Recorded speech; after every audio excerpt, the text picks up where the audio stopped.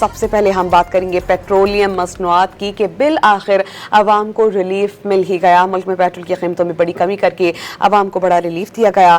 Petrol की कीमत में 74 रुपए और हाई स्पीड डीजल की कीमत में 67 रुपए फी लीटर की कमी की गई। नई कीमत 373 रुपए से कम होकर 299 रुपए, जबकि डीजल की कीमत 378 रुपए कम होकर 311 रुपए हो गई। और अप्रैल के आगाज में आलमी मंडी के दबाव के बायस पाकिस्तान में पेट्रोल की कीमत में 137 रुपए से जायद का यकमुश्त इजाफा करके इसे मुल्क की तारीख की बुलंद तरीन सतह 498 रुपए फी लीटर तक पहुंचा दिया गया था।